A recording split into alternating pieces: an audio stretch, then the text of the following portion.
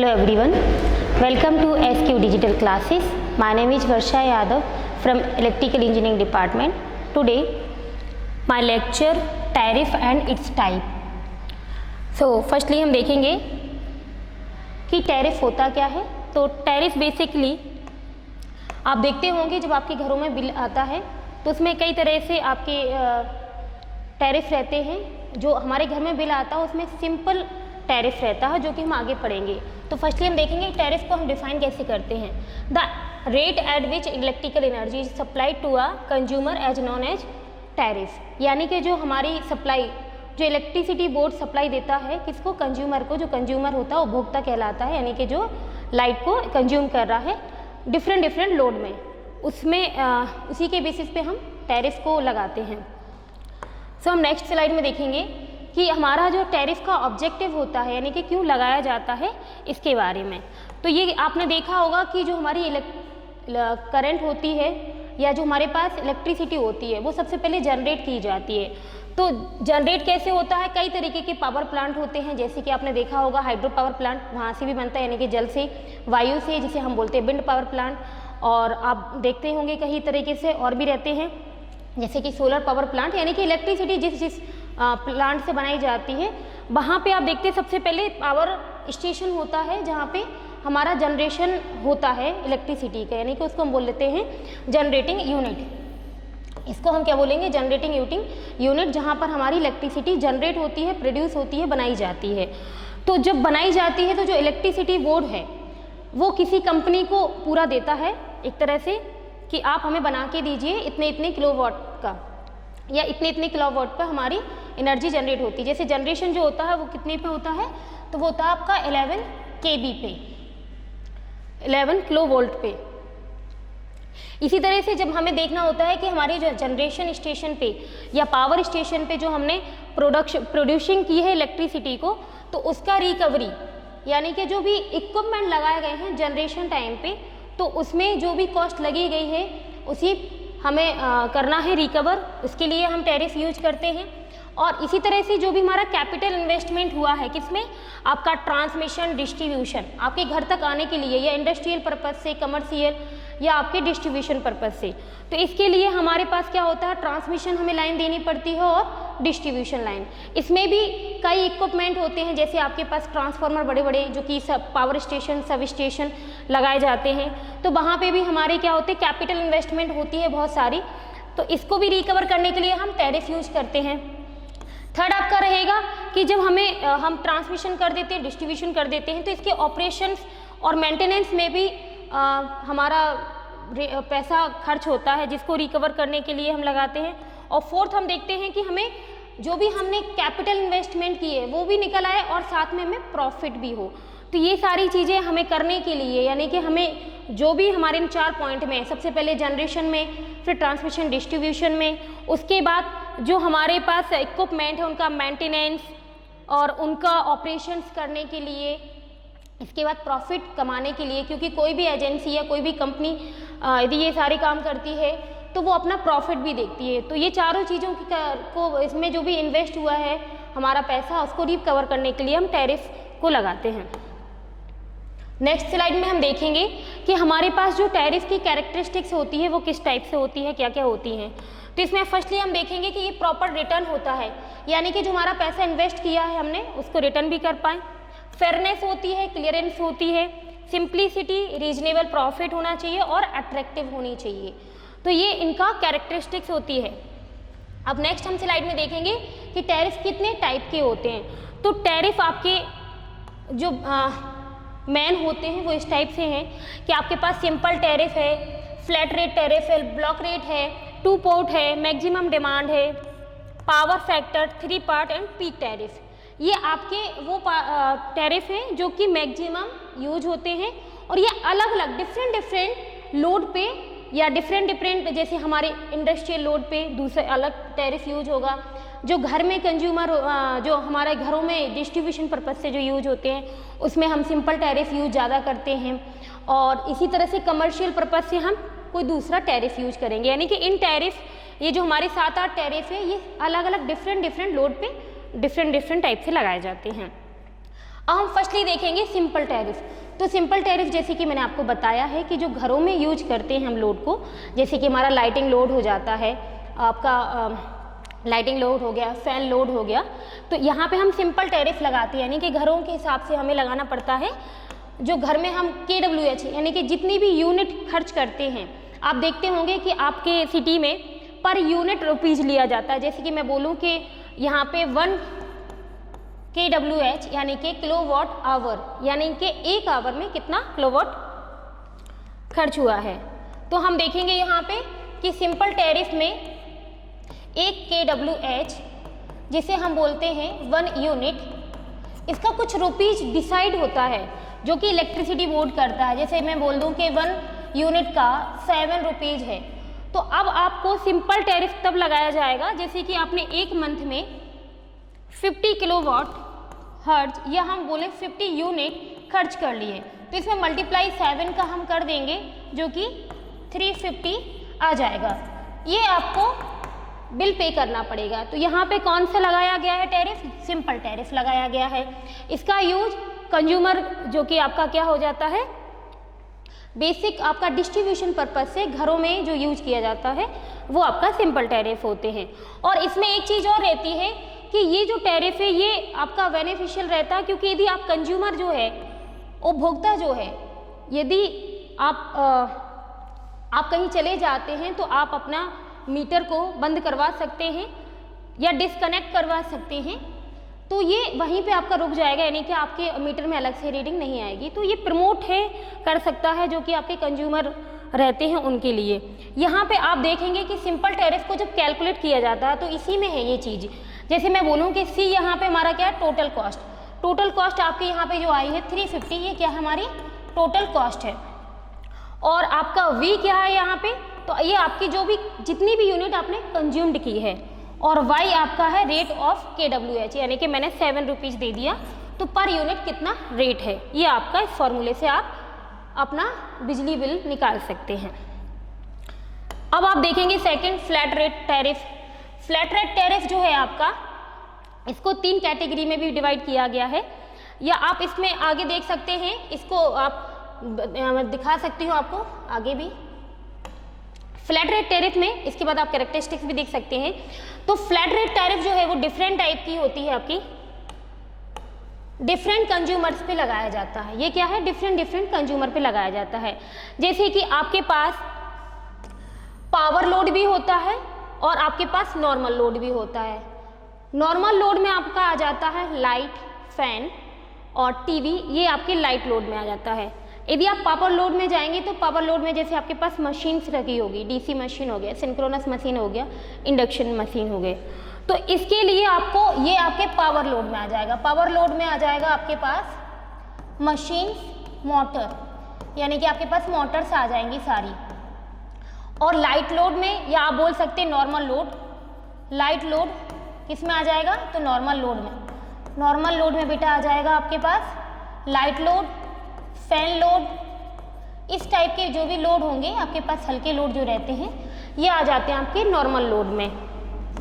तो यहाँ पे फ्लैट रेट में जो फ्लैट रेट टैरिफ होता है, यहाँ आपके अलग अलग लगाया जाता है, यानी कि नॉर्मल लोड के लिए अलग रेट रहेगा और पावर लोड के लिए अलग रहेगा।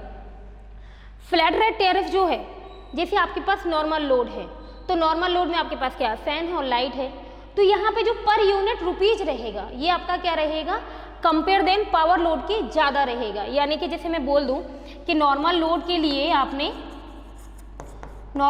लिए आपने डिसाइड करके रखा है, यानी कि आपने नहीं, आपकी इलेक्ट्रिसिटी बोर्ड ने या कंपनी ने डिसाइड किया है 7 रुपीज़, और आपके पावर लोड के लिए आपने पावर लोड के लिए डिसाइड हुआ है 5 रुपीज़ पर यूनिट। तो आपका यहाँ पे नॉर्मल लोड का जो रुपए होता है वो ज़्यादा लगते हैं पर यूनिट, और पावर लोड के जो रुपए लगेगा वो क्या लगेगा, कम लगेगा कंपेयर देन नॉर्मल लोड के।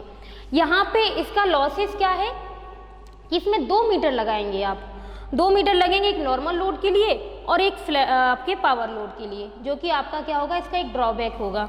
इसे हम समझ सकते हैं कैरेक्टरिस्टिक से, जैसे कि आप देखेंगे तो यहाँ पे हमने कैटेगरी 1, कैटेगरी 2 और कैटेगरी 3 में डिवाइड कर दिया है, जो कि आपकी यूनिट कंज्यूम रहेगी KWH में, इसे हम आप बोलेंगे यूनिट, और ये आपका फ्लैट रेट टैरिफ का है। यहाँ पे कैटेगरी 1 में जैसे आपने ले लिया है लाइट लोड, ये आपका रहेगा power load,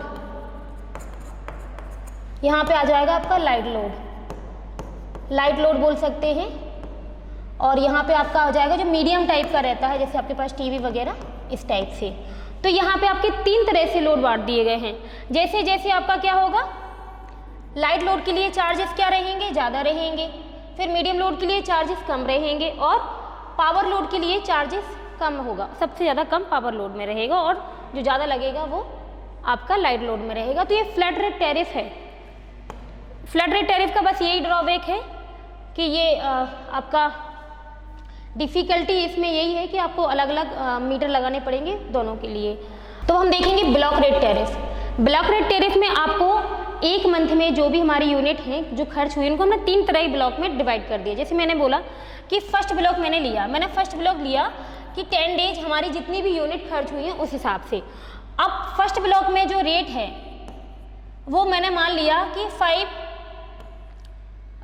5 rupees per unit. ये सारी चीज़ें आपके, ये जो टैरिफ है ये आपकी इलेक्ट्रिसिटी बोर्ड डिसाइड करती है, इसलिए कि प्रमोट हो कंज्यूमर, चाहे वो इंडस्ट्रियल लोड मतलब कंज्यूमर हो, चाहे कमर्शियल का हो, चाहे आपका डोमेस्टिक पर्पस से हो। तो यहाँ पे ये जो टैरिफ बनाए जाते हैं कंज्यूमर को प्रमोट करने के लिए बनाए जाते हैं कि कंज्यूमर अट्रैक्टिव हो। तो आप देखेंगे कि ब्लॉक रेट में आप 3 ब्लॉक में डिवाइड कर देंगे, ये ब्लॉक 2 रहेगा, ये ब्लॉक 3 रहेगा, और ये आपका ब्लॉक फर्स्ट रहेगा। तो ब्लॉक फर्स्ट में आपने देखा कि 10 डेज है, 10 डेज में आपने देखा कि जो भी हमारी यूनिट खर्च हो रही है, माना कि हमारी यूनिट 30 खर्च हुई है, तो इसका रेट क्या है 5 के हिसाब से, तो आपका 150 रुपये यहाँ पे लगेगा। फिर आपने देखा सेकंड ब्लॉक में आपने देखा कि ये लगभग आपने 10 डेज इसको भी दे दिया कि 10 डेज सेकंड ब्लॉक हमने 10 डेज के लिए लगेगा। तो 10 डेज में आपने देखा कि यहाँ पे 3 यूनिट, यानी कि जैसे जैसे आपका ब्लॉक बढ़ता जाएगा तो यहाँ पे क्या करेंगे, रेट को कम कर देंगे, ये प्रमोटिंग के लिए होता है। तो यहाँ पे आपने देखा कि 10 × 3, तो यहाँ पे आपके 30 रुपीज़ यूज हुए लगे। अब यहाँ पे आपने देखा, यहाँ पे आपने 10 डेज में 30 यूनिट यहाँ पे भी आपने ले ली है, 30 यूनिट ले ली है, जो कि कितने 3 के हिसाब से आपको लगा, तो आपके यहाँ पे 90 रुपीज़ हो गए हैं। इसी तरह से आपने देखा थर्ड ब्लॉक में, तो थर्ड ब्लॉक में आपके पास ये भी 30 यूनिट आपने 5 दिन में खर्च किए हैं। कितने दिन में? 5 दिन, आपके 10 दिन बचे हुए हैं लेफ्ट, 10 यहाँ पे डेज हो गए, 10 यहाँ डेज हो गए, 10 यहाँ डेज हो गए, यानी कि 10 डेज, क्योंकि आपने 30 के हिसाब से लिया एक मंथ का। तो यहाँ पे आपने 10 दिन में देखा कि 10 दिन में आपकी जो यूनिट खर्च हुई है वो 30 दिन हुई है। यहाँ भी 10 दिन जो और बचे हैं तो वो भी आपके 30 यूनिट लिए हो, और जो आखिरी के 10 दिन हैं उन्होंने भी 30 यूनिट यूज की हुई है 10 दिन में। तो इन 10 दिन का अब इसमें रेट और भी कम हो जाएगा। तो यहाँ पे 30 यूनिट के हिसाब से इन्होंने रेट डिसाइड करके रखा है आपका 1.5 रुपये। तो 1.5 रुपये के हिसाब से क्या हो जाएगा, ये 45 आपका हो जाएगा 40 रुपये 5 पैसा। तो यहाँ पे ये लग जाएगा, यानी कि आप जैसे जैसे ब्लॉक रेट में होता है कि आपने 3 ब्लॉक में बांट दिया है। फर्स्ट ब्लॉक में आपका जो रुपीज़ पैसा होगा वो पर यूनिट ज़्यादा होगा, फिर उससे कम होगा, और थर्ड में आपका उससे भी कम होगा। तो ये क्या है, कंज्यूमर को प्रमोट करने के लिए कि वो उस हिसाब से ब्लॉक रेट टैरिफ ले, इसलिए। अब आप इसका देखेंगे, वही चीज़ है जो मैं आपको बता चुकी हूँ आपको कैरेक्टरिस्टिक्स के हिसाब से। तो ये आपका है आर चार्ज ब्लॉक वाइज। यहाँ पे आपके पास क्या होगा, जो फर्स्ट आपका ब्लॉक रहेगा वो हायर रेट रहेगा अदर ब्लॉक के कंपेयर में। अब हम नेक्स्ट स्लाइड में देखेंगे 2 पार्ट टैरिफ। 2 पार्ट टैरिफ में आप देखेंगे कि यहाँ पे जो भी टैरिफ है हमारा, तो 2 पार्ट टैरिफ में हमारे पास क्या रहेगा, जो भी हमारे पास इलेक्ट्रिकल एनर्जी का रेट होगा वो क्या होगा, आपके पास मैक्सिमम डिमांड पे अलग होगा। अब देखिए यहाँ पे मैक्सिमम डिमांड क्या है कि आप बड़ी ये 2 पार्ट टैरिफ है, ये बड़े कंज्यूमर लेते हैं, जैसे कि जिनके पास इंडस्ट्री होती हैं या कमर्शियल पर्पज से लेते हैं। लेकिन मैक्सिमम ये लगाया जाता है आपका, या जो हमारे पास बड़े इंडस्ट्रियल रहते हैं वहाँ पे लगाया जाता है इंडस्ट्रीज में। तो यहाँ पे 2 पार्ट टैरिफ अप्लाई होता है इंडस्ट्रीज में। तो यहाँ पे एक मैक्सिमम डिमांड होती है, यानी कि हमारे पास जो इंडस्ट्री होती है उसकी एक मैक्सिमम डिमांड होती है। मैक्सिमम डिमांड पे इलेक्ट्रिसिटी बोर्ड फिक्स कर देता है रेट। जैसे कि मैंने बोला कि आपके पास एक मंथ का जो मैक्सिमम डिमांड है वो 10 kW है, 10 kW है। ये किस में लगाया जाता है? तो ये लगाया जाता है बिग इंडस्ट्रीज या बिग कंज्यूमर बोल सकते हैं हम, या इंडस्ट्रियल पर्पज से बोल सकते हैं, इंडस्ट्रियल पर्पज बोल सकते हैं हम, जहाँ इंडस्ट्रीज होती हैं तो वहाँ पे लगाया जाता है। जैसे मैंने बोला कि मैक्सिमम डिमांड है, जो मैक्सिमम डिमांड है वो कितनी है एक मंथ में? 10 किलोवाट। तो ये फिक्स कर दी जाती है, इसका रेट एक फिक्स हो जाएगा। जैसे कि मैं बोल दूँ कि 10 kW का मैंने बोल दिया कि 3000 रुपये, ये क्या हो गया? फिक्स हो गया। यानी कि ये इंडस्ट्रीज चले उस मंथ ना चले, बट उन्हें 3000 पे करना ही पड़ेगा। ये किसका है? 2 पार्ट टैरिफ में। और जो हमारे पास रनिंग KWH या रनिंग यूनिट जो होगी, यानी कि जो भी लोड इसके अलावा चलेगा, 10 kW का तो हमें देना ही देना है, यानी कि ये मैक्सिमम लोड पे तुम्हें 3000 रुपये देना ही है। और उस मंथ में जो भी रनिंग हमारे पास जितना भी लोड होगा उसके हिसाब से, पर यूनिट के हिसाब से, जितना भी वहाँ पे इलेक्ट्रिसिटी बोर्ड डिसाइड करेगा आपका, तो रनिंग KWH जो भी रहेगा, यानी कि रनिंग लोड जो भी रहेगा उसके हिसाब से हमें पे करना पड़ेगा। मान लो यहाँ पे कि 50 यूनिट चली उस मंथ, इंडस्ट्री में 50 यूनिट अलग चली, जिसका रेट 7 रुपीज़ था, 7 रुपीज़ पर यूनिट था। तो इसे मल्टीप्लाई कर दिया तो क्या हो गया? 350 रुपीज़।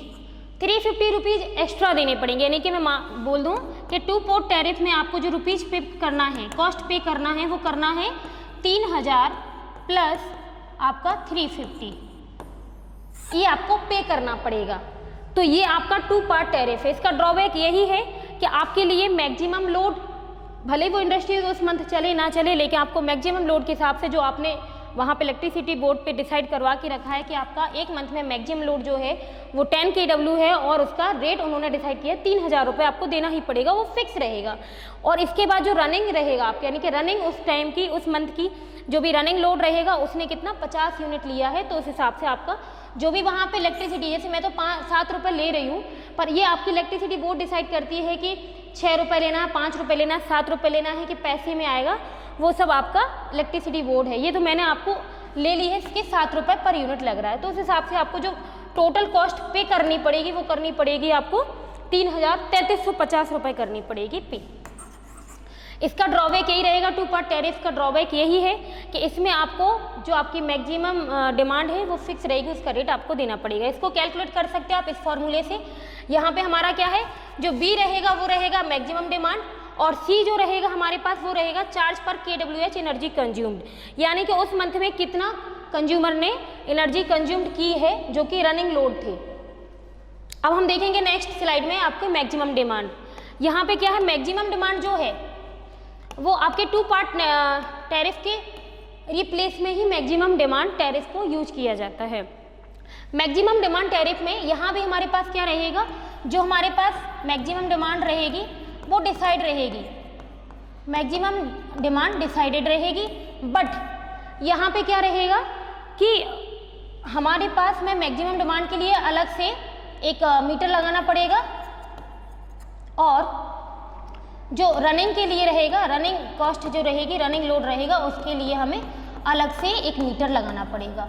तो यहाँ पे ये रहेगा मैक्सिमम डिमांड में कि आपके पास जो मीटर होगा, जो मैक्सिमम डिमांड है, जो मैक्सिमम डिमांड है आपकी, वो उसमें कन्फ्यूजन नहीं होगा, ना ही आपको ना इलेक्ट्रिसिटी बोर्ड को। क्यों? क्योंकि यहाँ पे आपने क्या लगा दिया, मीटर लगा दिया मैक्सिमम डिमांड को डिफाइन करने के लिए, मैक्सिमम डिमांड के लिए। तो ये जो मीटर रहेगा ये उस मंथ का मैक्सिमम डिमांड बता देगा, जो कि आपके पास, ना ही तो आप ये कहेंगे, जैसे मान लो आपके पास 10 kW आपने मैक्सिमम लोड लिया है, अब आपको ये डाउट नहीं रहेगा जब आप बिल पे करने जा रहे हैं कि नहीं भाई मेरे पास तो ना, आप ये नहीं कह सकते कि नहीं मैक्सिमम डिमांड 9 किलोवाट है, या ये कंपनी वाले ये नहीं कह सकते कि नहीं आपके पास आपकी जो मैक्सिमम डिमांड है वो 11 kW। क्यों? क्योंकि यहाँ पे मीटर है वो रीड करके बता रहा है, और ये आपके लिए हेल्पफुल भी रहेगा। सेकंड इसमें जो रहेगा कि हमारे पास जो रनिंग लोड है, रनिंग लोड के लिए दूसरा मीटर लगाया गया है, जो उस मंथ की जितनी भी बिजली खपत हो रही है, यानी कि जितनी भी यूनिट वो लोड ले रहा है, तो उस हिसाब से आपके पास ये यूनिट के वाइज आपके पास आ जाएगा बिल, तो जिसमें मैक्सिमम डिमांड का भी रहेगा और रनिंग लोड का भी रहेगा। ये रिप्लेसमेंट किसका है? 2 पार्ट टैरिफ का। अब यहाँ पे आप देखेंगे इसका भी डिसएडवांटेजेस यही है कि मैक्सिमम डिमांड जो है वो किसकी जगह पे आ जाएगा? आपका 2 पार्ट टैरिफ की जगह पे। इसमें ना तो कंज्यूमर को कोई भी डाउट होता है, ना ही आपके इलेक्ट्रिसिटी बोर्ड को कोई भी डाउट होगा।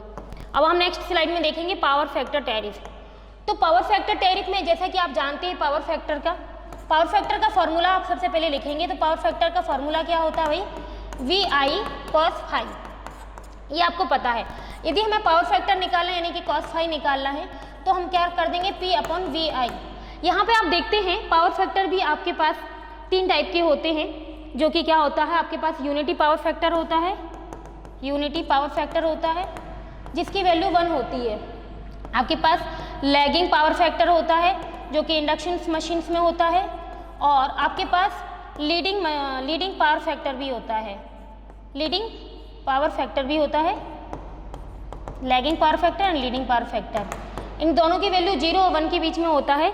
लेकिन लैगिंग पावर फैक्टर जो होता है वो इंडक्शन मशीन्स में होता है। तो यहाँ पे क्या होता है? करंट हमारे पास ज़्यादा लेता है, इसकी वजह से हमारा cos phi या पावर फैक्टर कम हो जाता है, इसलिए हम इसकी रिप्लेसमेंट में लीडिंग पावर फैक्टर लेते हैं। और पावर फैक्टर को बना के रखना पड़ता है।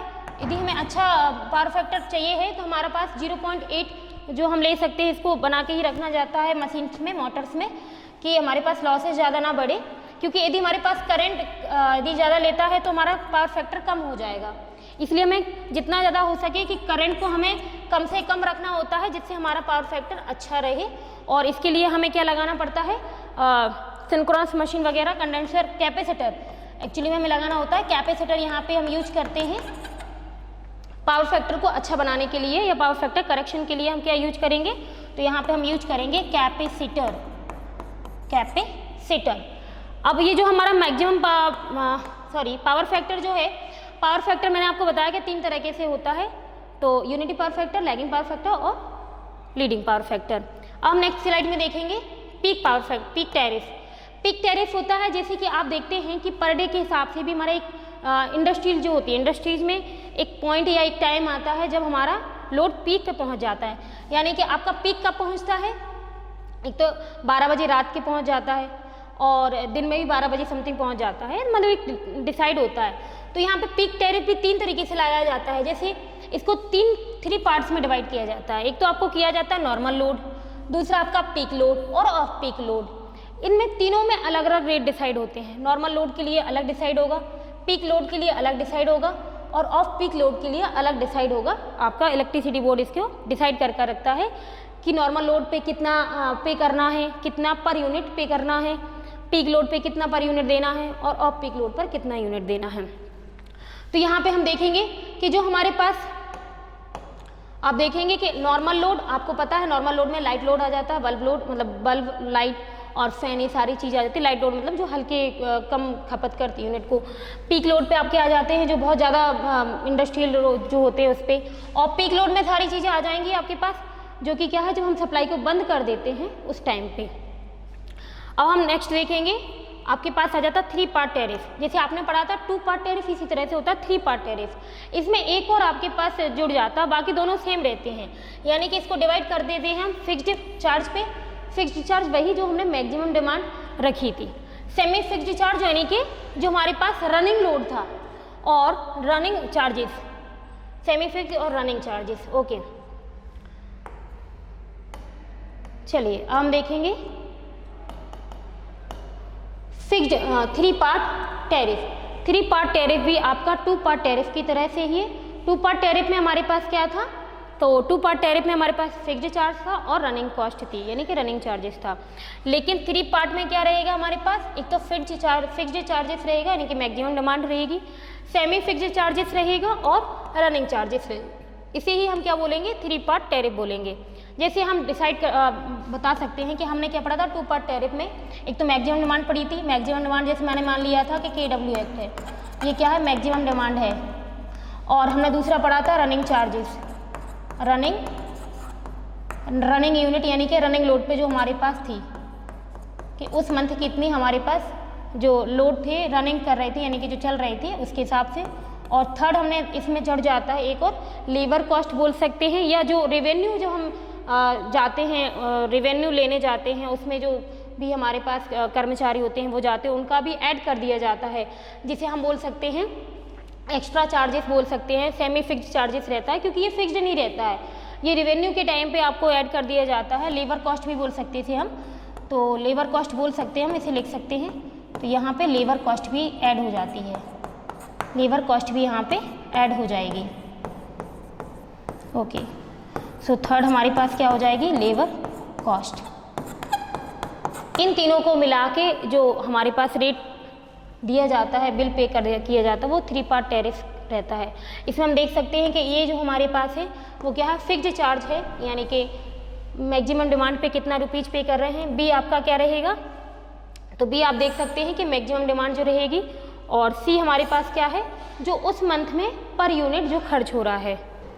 यहाँ पे आप ए दे सकते हैं कि ये क्या है, ये जब हमारे पास बिलिंग पीरियड के टाइम पे जो रहता है ये तब लगाया जाता है, या हम बोल सकते हैं इसमें distribution and labour cost of collecting revenue. जब हम रेवेन्यू को कलेक्ट करने जाते हैं तो उसमें जो भी लेबर वगैरह जाते हैं, या लेबर कॉस्ट बोल सकते हैं डिस्ट्रीब्यूशन पर्पज से। बी हमारे पास क्या होती है, मैक्सिमम डिमांड होती है, और सी हमारा क्या है, एनर्जी कंज्यूम्ड, जो कि उस मंथ में रनिंग लोड ने जो ली है।